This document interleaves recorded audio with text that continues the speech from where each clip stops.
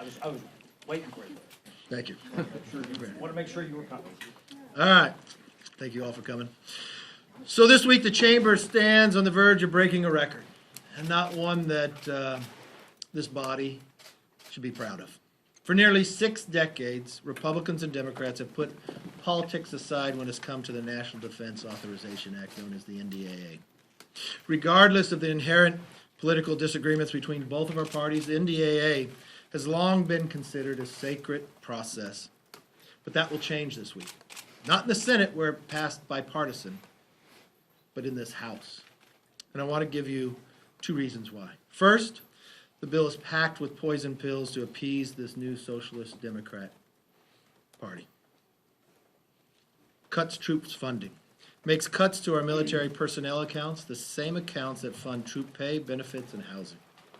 Makes America less safe. Cuts essential programs and capabilities needed to keep a competitive edge over China and Russia, such as hypersonics. And it closes Gitmo. It seeks to close Gitmo's facility, which would create a pathway to relocating known terrorists to the U.S. soil.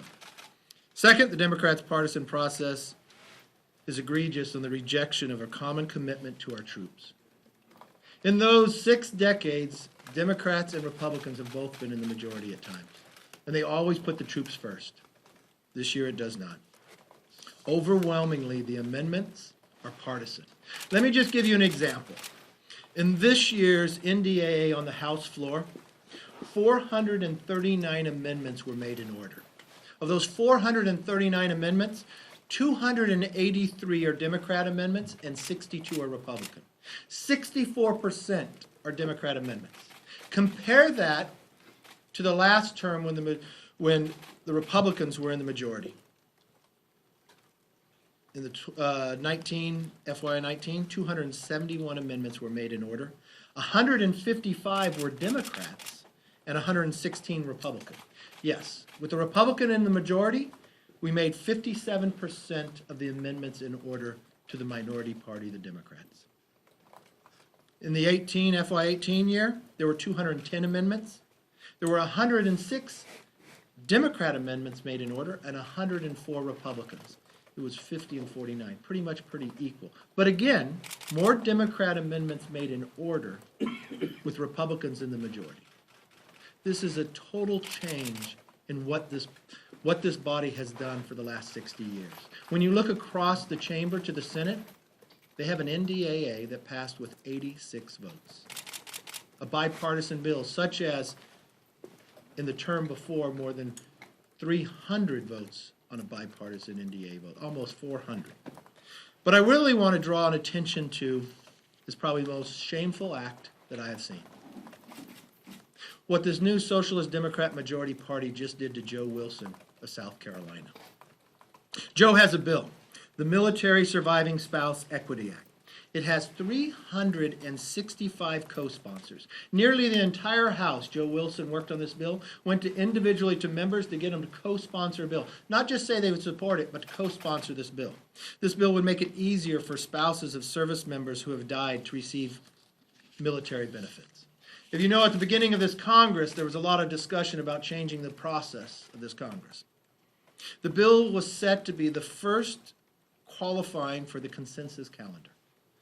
Remember that? It was one of the reforms the House Democrats promised. They promised before she was elected Speaker that she would create one that said it was intended to help to open the House floor up to the bills that everyone agreed upon. Those were the rules. That's what Joe Wilson worked towards, believing that the rules actually meant something. Turns out that was just another broken promise. This week they stripped the language from Joe Wilson, discarded his legislation, and stuck it into a partisan NDAA that our conference won't support. They put it into a bill that Joe Wilson can't even support now. After he did all this work, after they made the promise, not just to the members of Congress, but to the American people, that they were going to open this up. He abided by the rules, and when he was able to achieve it, they decided to change the rules. The majority has reached a new low. I know I sit here and talk about legislation, and then I watch the news. A lot of the talk is about the war within this new Socialist Democratic Party. It's interesting, in a few short months, I watched the speaker and a lot of those freshmen smile on the cover of the Rolling Stone magazine. And now I'm just watching stones being thrown at one another. We have real problems in America that we have to solve. I know they have real challenges within their own conference. But to take 60 years of bipartisanship making troops come first because they can't get along, to make something become partisan to appease a socialist wing of the party, to strip, when they brought through a new law of a consensus calendar, to strip the bill because the individual happens to be a Republican, goes against all low levels that I've seen within this body before. So when it comes to our national security, our differences should be checked at the door, and troops should always come before politics. Let's open up for questions. Yes, Chad. Good morning, how are you? Very good. So the president is threatening these ICE raids. Two-part question.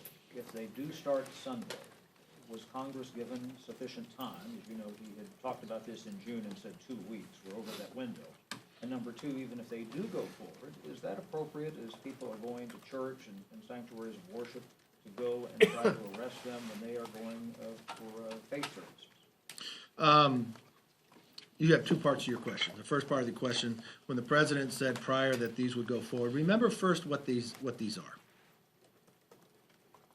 These are individuals who have crossed the border in recent years and either received a deportation order from a judge or failed to appear before court. This isn't just picking something out. We are a rule of law country, and this is following the rule of law. Now, the president said he would go forward because you had a judicial system make a decision. But he said he would pause to let Congress act. The question that Chad raised to me, isn't enough time. Tell me one thing that this majority has done in the amount of time that the speaker called the president and asked him to delay it. Has there been a hearing? Has there been a bill produced? Have we asked to stay over a weekend and solve this problem?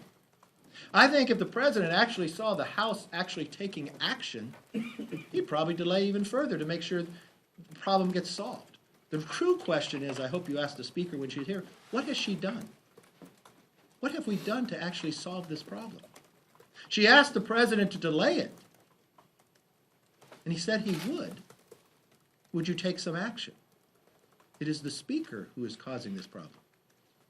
Yes. What about the second part? I answered the second part first. But you have people going to church. That's an appropriate, I mean, that's...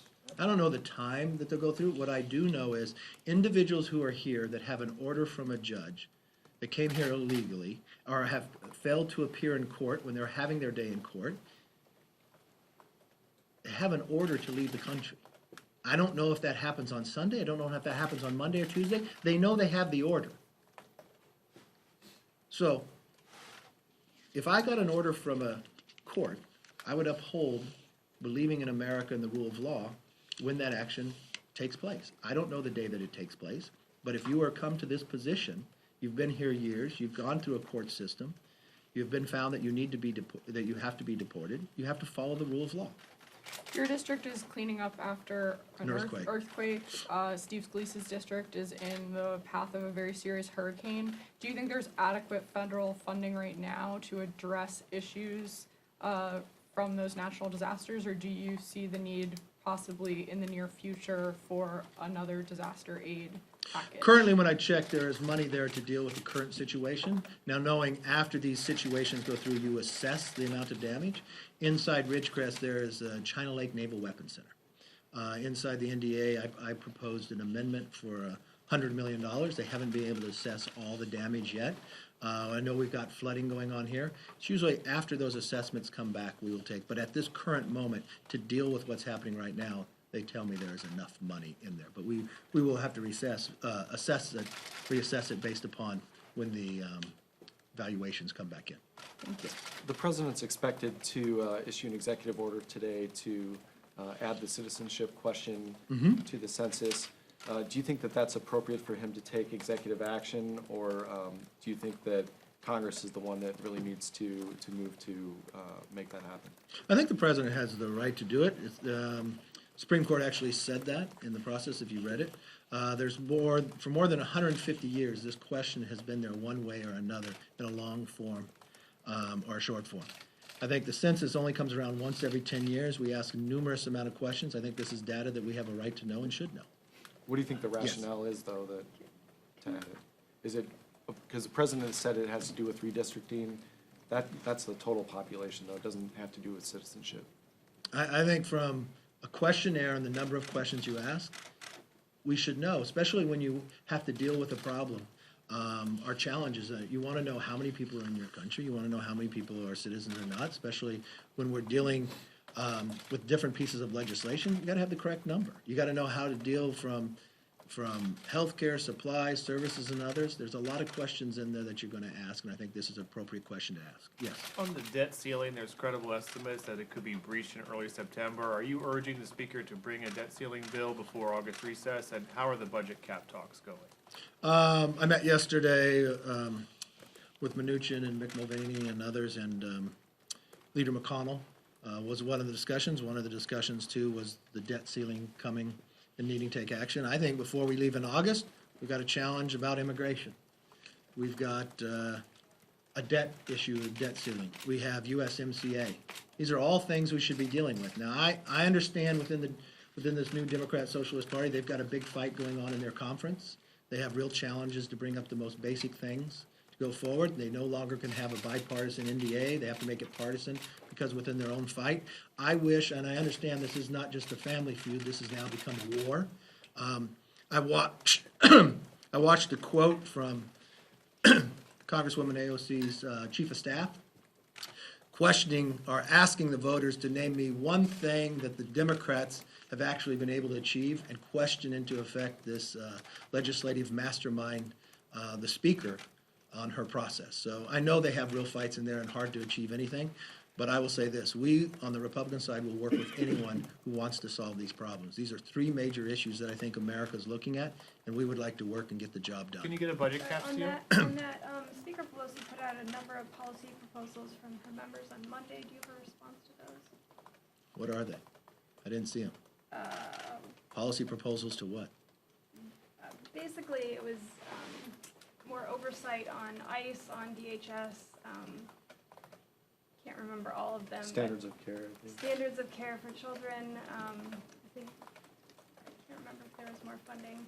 We just dealt with a supplemental that dealt with a lot of this. It took 58 days. It took more than 50 times did the Republicans ask to vote on this during those 60 days that the Democrats ignored. At the beginning of this, the own chairman of Homeland said there was not a crisis at the border. I'm just excited that now the Democrats realize there's a crisis. The problem is their lack of action has made the crisis worse. Their lack of action when it comes to the immigration reform has caused part of this problem as well. I'd be more excited to see people actually produce legislations or have a hearing. I know during the same crisis time, Judiciary had a hearing bringing back somebody from the Watergate era, but nothing about the border, nothing about these concerns. It concerns to me, I know they're having a problem managing this new Socialist Democratic Party. I know they have a challenge to bring something to the floor, even when they have to pull it back. If you watched what transpired when it came to the supplemental, the Senate showed once again that they could be bipartisan. Every single Democrat in their leadership voted for the supplemental. But what did Speaker Pelosi do? She continued to fight it to prolong it even longer. There was more than 80 Democrats who voted against the supplemental at the end of the day. It's a real challenge for what they're able to produce. I probably agree with AOC's chief of staff. Name me one thing that the Democrats have been able to achieve since they became the majority. I can't name one. Yes. Yes, sir, thank you. At House Judiciary Subcommittee yesterday held a hearing on ending prohibition of marijuana. I was wondering how the GOP leadership is approaching. I didn't see the hearing. I know members have positions on both sides within this position. I haven't seen it. So Do you see a call level of back to me and I'll bipartisanship? look. Huh? Do you see a level of bipartisanship and working together to approach this at a federal level as opposed to just the state? Depends level? what portion of it you're talking about. I think I've heard some bipartisanship when it comes to, many states have taken this position, so there's an issue when it comes to banking, making sure you're able to have accountability within that. I've heard a lot of bipartisanship in there.